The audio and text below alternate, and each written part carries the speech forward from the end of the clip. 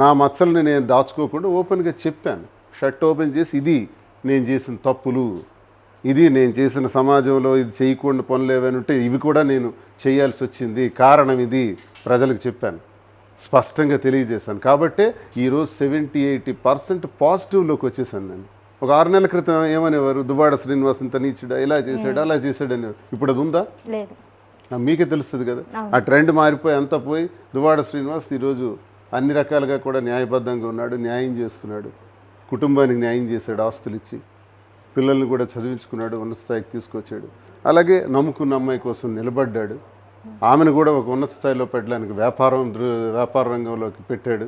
ఆమెని ఇన్ని కోణాలు ప్రజలు అబ్జర్వ్ చేస్తున్నారు కదా. మా దగ్గరికి వచ్చేవాళ్ళ సంగతి మాకు అర్థం అవుతుంది.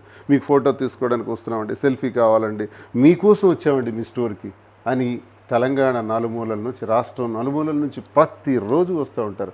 ఆంధ్రప్రదేశ్ నుంచి కూడా ప్రతిరోజు వస్తుంటారు. కేవలం మీకోసం వచ్చాను సార్ అని కరీంనగర్ నుంచి వచ్చేవాళ్ళు. ఇది చూస్తే మాకు చాలా ఆశ్చర్యంగా ఉంది. అంటే ఇంత పాజిటివిటీలోకి మేము వచ్చేసాం.